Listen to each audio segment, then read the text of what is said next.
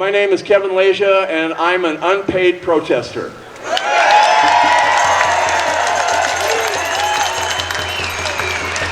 We are here under the banner of our great American flag, and a lot of dissent toward that flag right now. But I want everyone here to know that we are called indivisible for a reason. We are indivisible. Remember that pledge that you sang or you recited in school? We're indivisible. And we want to make sure that if you're a Republican, or if you're an independent, or if you're a Democrat, we're all here together to protect and defend the Constitution of the United States of America. Let's hear it. Protect the Constitution. Protect the Constitution. Protect the Constitution. Protect the Constitution. I can't hear you. Protect the Constitution. Protect the Constitution. Protect the Constitution.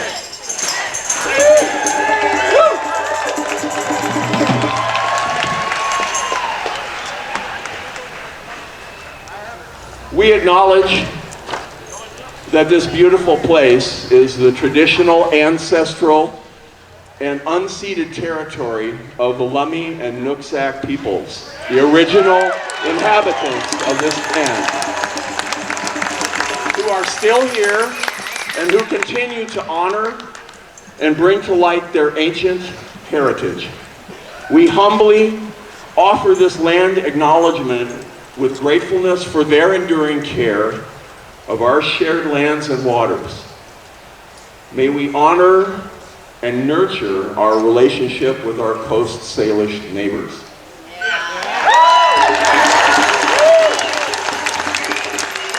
And may we honor and nurture the responsibilities to their homelands where we all reside today. Thank you.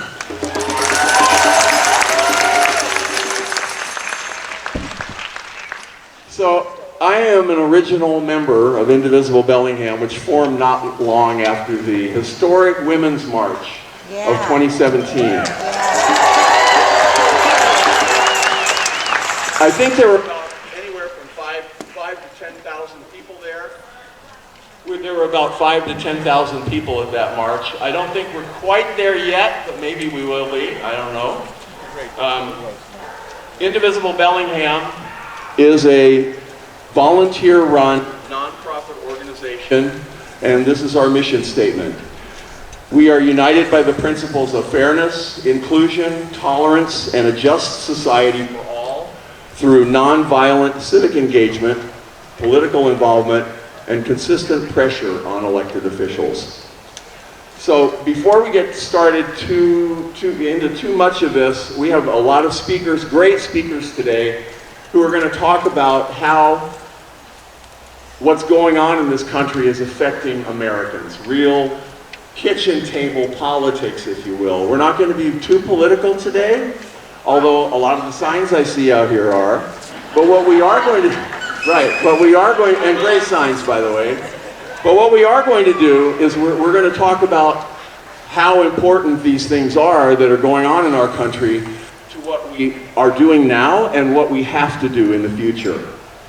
Before we do that, I want to shout out to Lori Abrams, who is doing our ASL interpretation today. I'd also like to shout out to Indivisible Bellingham's leadership team in putting this event together. Also Jim Ace, Debbie Cantrell, and Robin Thomas, who trained the more than 30 peacekeepers who are among you today. Morgan Hermanson, who, with a great team of volunteers, covered the county in flyers and posters this week. Albert Snow, who is our venerable sound wizard. And to everyone who lent a hand in planning and executing this event. And I would like to shout out to Cory Booker.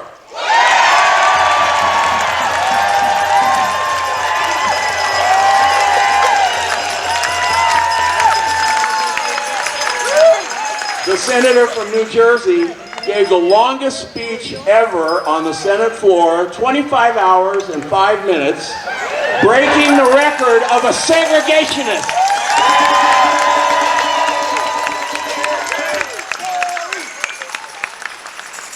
And most of all, I'd like to thank you for coming today, for being civically engaged. At Indivisible Bellingham tent on the sidewalk across the street, we have some invaluable tools to help in your activism. Please visit that booth during the session, and we'll keep it open for a while after we're over here today. Also, please make sure you stop by the other tables, the Riveters, League of Women Voters, our resources, the resources. They have information for you and takeaways for you that you can do at home.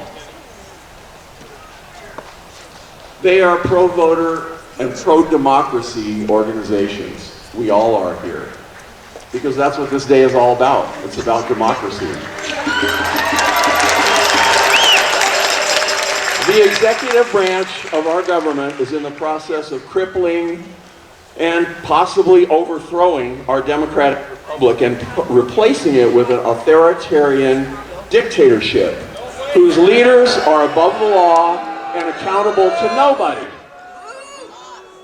I don't know if you've read the news yet today, but in the early morning hours this morning, Saturday, 51 U.S. senators rammed through a bill that is a brutal move against American families.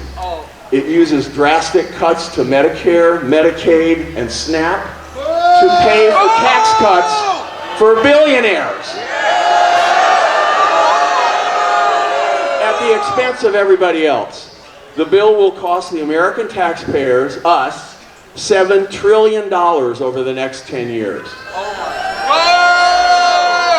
Mass firings, suing law firms, calling for the impeachment of judges who rule against them, trying to end constitutional protection for birthright citizens, cutting funding for agencies that wield soft power and goodwill around the world, arbitrarily levying tariffs on virtually every country in the world, except for Russia, by the way,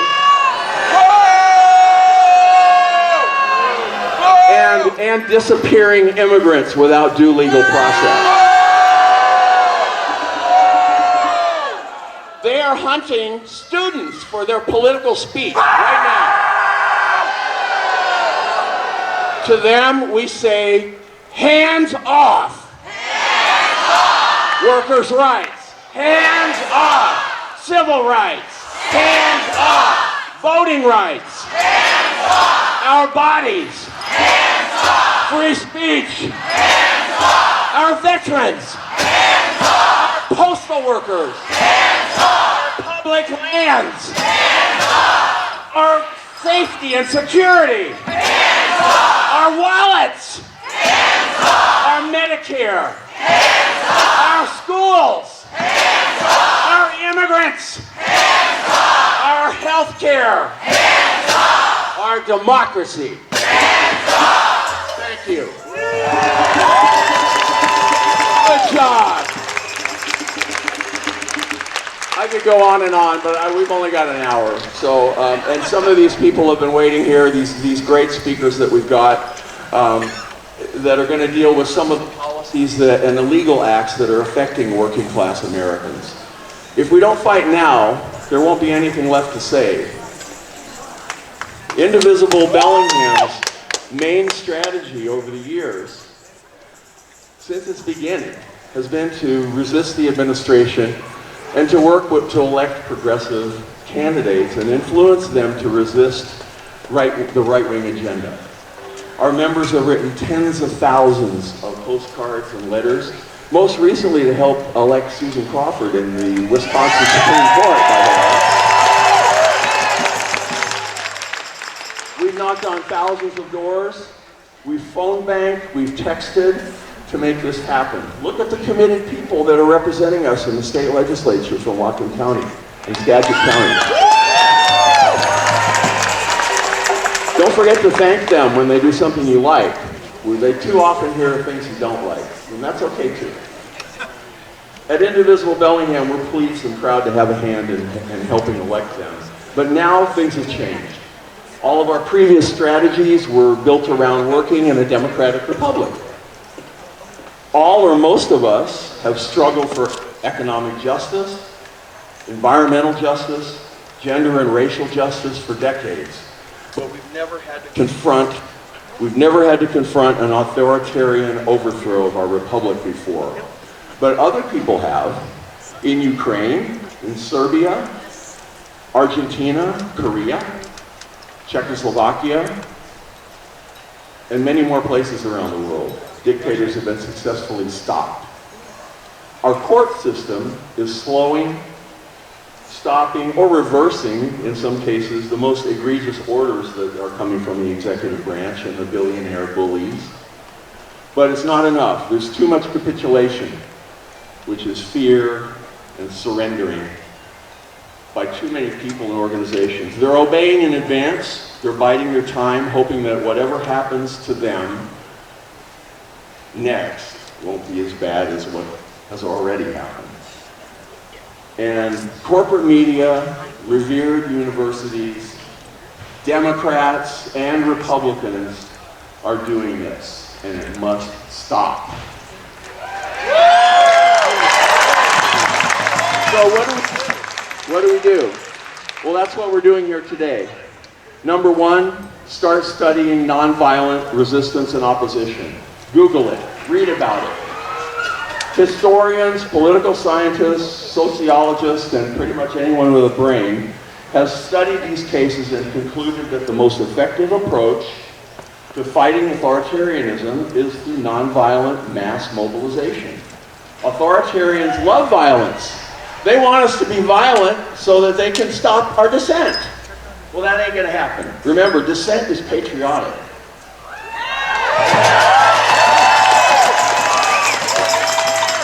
This nation was founded on dissent against a pretty damn crazy king, as a matter of fact. Yeah. The Boston Tea Party was a reaction to a tariff. Number two, don't obey in advance. Don't capitulate. More people who stand for the rule of law and who don't surrender, the stronger we will be. Don't do the authoritarian's work for him. I'm looking at you, ABC. I'm looking at you, organizations scrubbing DEI from their corporate profile. I'm looking at you, Google. It's the Gulf of Mexico, by the way.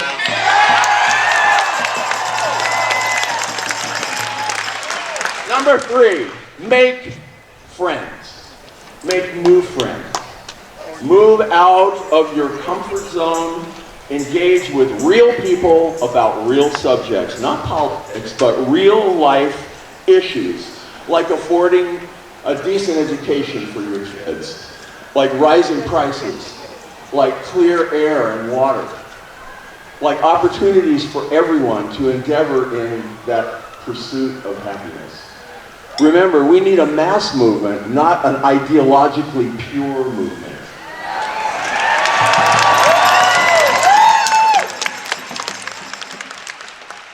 Number four, personal responsibility. Dr. Martin Luther King Jr. once wrote, "Our lives begin to end the day we become silent about things that matter." Also, the silence of good people is more dangerous than the brutality of bad people.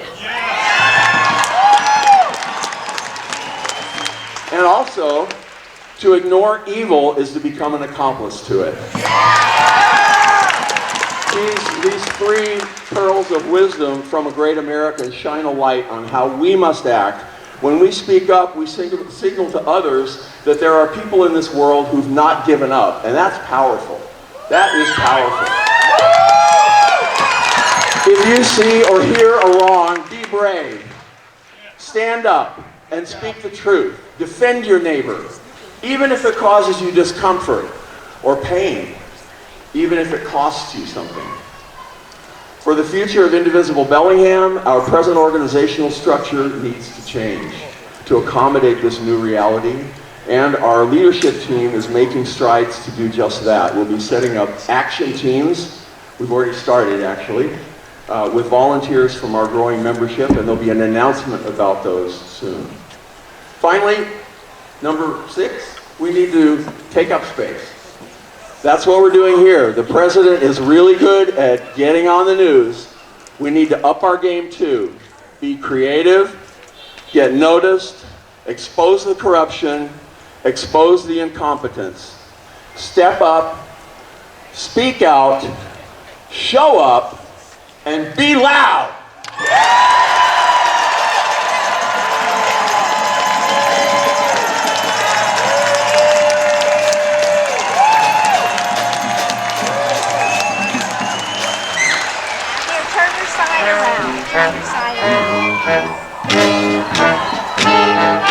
Step up, speak out, show up, be loud. Step up, speak out, show up, be loud.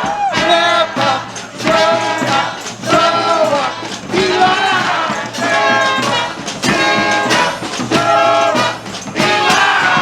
Step up, speak out, show up, be loud. Step up, speak out, show up, be loud. Step up, speak out, show up, be loud. Step up, speak out,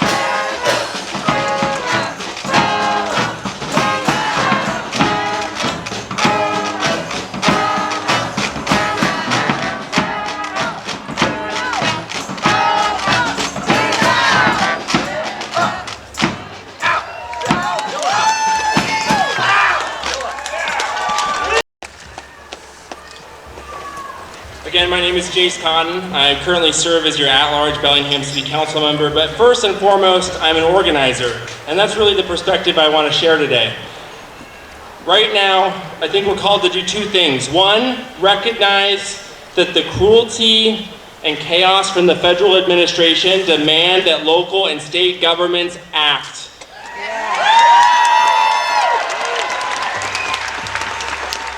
Act to mitigate the harms and to make our communities more resilient. And second, this also demands that to beat Trump, we have to do more than resist. We have to articulate and build a compelling alternative to his politics.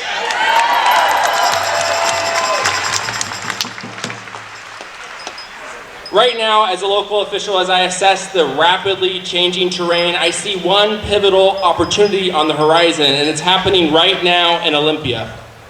Right now, budget negotiations will determine how well we can Trump-proof Washington State. Most of you know that we are one of the most bottom-up tax codes in the country. And there is very little hope of stopping the effects of all of these cuts and blocked funds unless we can change that. So right now we have a governor who has made a name for himself through suing Trump in court as Attorney General. But right now what he needs to do to better Trump-proof Washington State is get behind progressive revenue so we can have a balanced budget that expands and maintains our basic commitments to Washingtonians. Commitments to health care, to early childhood and public education, to fair wages for workers. And right now, he needs to hear from you. Please email the governor's office. And all of us need to have in mind that we don't just need to organize against the Trump administration, we need to organize for effective responses from policymakers here in Washington. And we also have work to do to show that we have more to offer other working people than Elon and his billionaire cronies. And we have a lot to build on here in Bellingham, right? We passed the Home Fund to build hundreds of affordable housing units. We're allowing for more affordable and diverse housing types. We are raising our local minimum wage. We're working to protect tenants from the worst of corporate abuses. These policies aren't just important because they're popular, they're important because they help us build the progressive majority we're going to need to win. And I want to give you just one example. It's really stuck with me. It's a conversation I had with a white Republican manufactured homeowner who, after a long conversation, said to me, you know, maybe the reason, or one of the reasons, that the park owner thinks they can get away with all these abuses is because a lot of my neighbors are immigrants and feel vulnerable. And I think that illustrates, right, in the course of that conversation, he clarified for himself what his direct stakes were in opposing draconian and cruel immigration enforcement. That's right. And all of us who know Lelo and his family are outraged by what happened and his detention. But let's be clear. This is an attack on the cause of labor, on the fight for fair working conditions and wages, and on the very idea of economic fairness and democracy.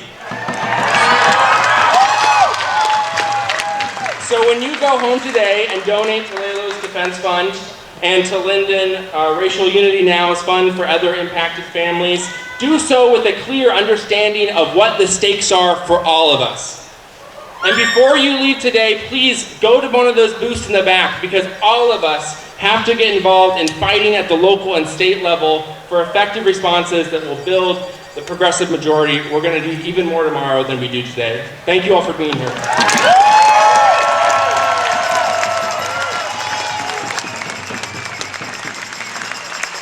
Thank you, Jace. Michael Barris, former teacher, elementary school principal, an all-around nice guy, and school administrator, has worked with nonprofits to support, he's currently on the Indivisible Bellingham leadership team, and he has a few words for you. Thanks, Michael.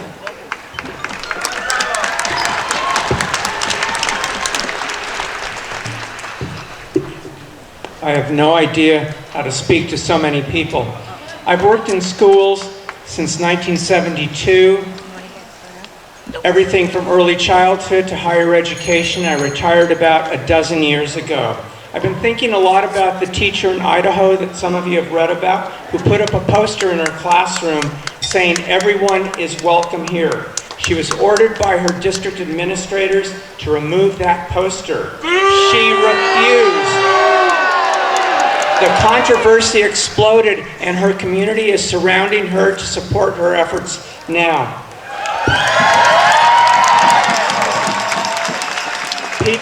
People go into education because they want to make a difference, and there are lots of things that make a good day for those going into this challenging work. Young learners cracking their reading and writing codes so that they can find power in their voices, students working together on a common goal, students problem solving to help a shy peer feel included. At one elementary school in Seattle where I was principal, the students came up with a school motto: work hard, have fun, and help each other. It's not that complicated to do that.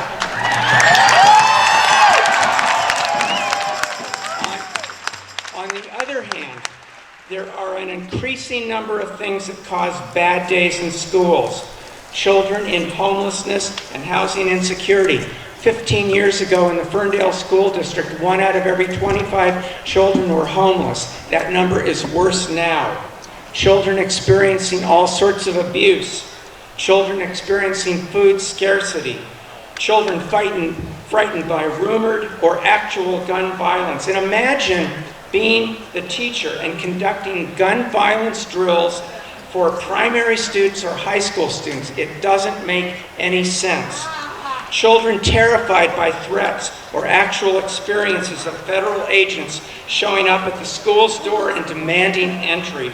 Children imagining their friends, parents being sent back to a place where they will be in danger. Hey, you fuckers! Imagine having to now plan and prepare for the worst every single day, because that's where we now are. Or imagine having a student die from a preventable health problem. Imagine being a teacher helping your students make sense of all of that. A bad day for schools also includes staff and parents learning that there will be fewer staff next year because of MAGA fiscal attacks on schools. Fewer school nurses, speech therapists, paraeducators who work with students with moderate, severe, and profound disabilities. And the MAGA hits just go on and on. This is the Trump agenda. It's meant to hurt your children. families and the people who devote their lives to helping your children. So here are some of the things that we can do. None of them are magic, but some of the things that we can do to correct the cruelty.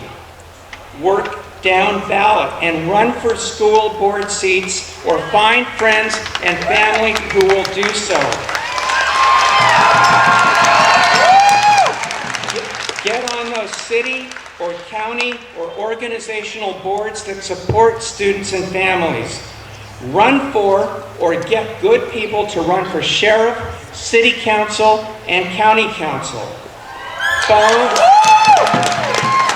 Phone your legislators often. Create an ongoing relationship with them. Social media and signing petitions are fun, but they have zero impact and don't substitute for those relationships. Donations are great, but personal contact is better. And yes, here's the hard one: knock on doors. Many of you have heard Alex Rammel say that the single most effective political strategy we can engage in is to knock on doors. I don't like doing it. A lot of people here, I imagine, don't like doing it. Do it anyways. Go to school board meetings and speak up for what's important, and speak up for against those things that are bad things. Use whatever privilege you possess to stand as a real ally and not just a verbal ally. As Kevin said, show up, show up, show up. Whatever you're doing now, double it. Rest later. And lastly, do everything you can to stop the National Moms for Liberty lobby, a national hate-based organization trying to instill their bigotry in schools across the county. And they're working here in Skagit and a little bit in Whatcom, so stop them. My suggestions here today pertain to schools, but you can just as easily be an environmental activist or a voting rights activist or an environmental activist. It's all part of the same cause. So thank you, our students, our families, our educators, and our communities need your effort.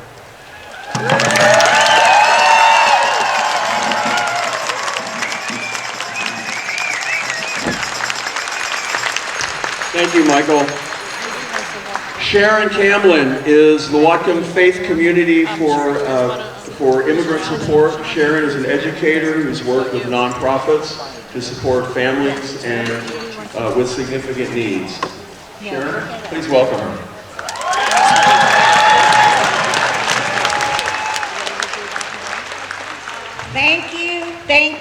Thank you for being here this morning. Isn't it great to be in Whatcom County and Bellingham?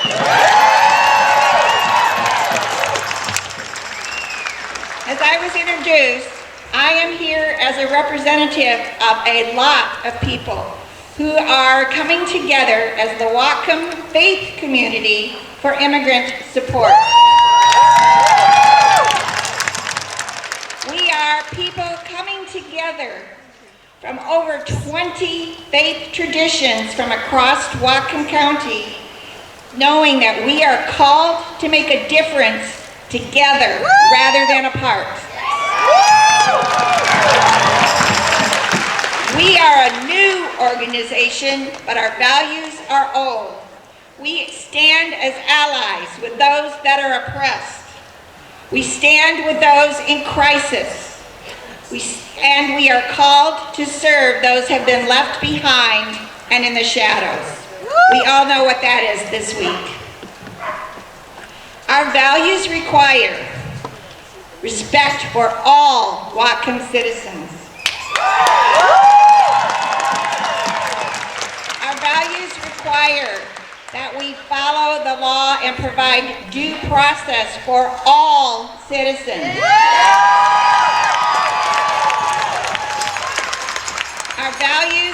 require that we work towards peacefully coming together, de-escalation, and nonviolence. Because we're new, I won't take as much time as others, but I want you to know that we believe that the people of Whatcom County have huge hearts. We are mobilizing the resources of the 20 faith traditions and others to care for those that are most in need. We are doing that through fundraising, and we are also establishing a supply bank, a supply pantry that will supplement all of the food banks in Whatcom County with a lot of different kinds of items.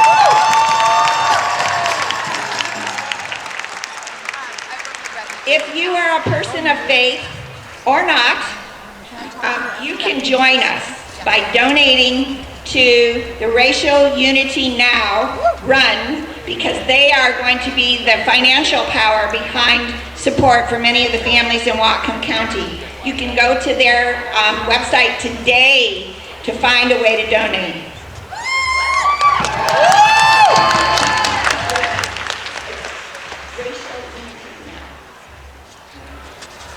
We will also have information out shortly.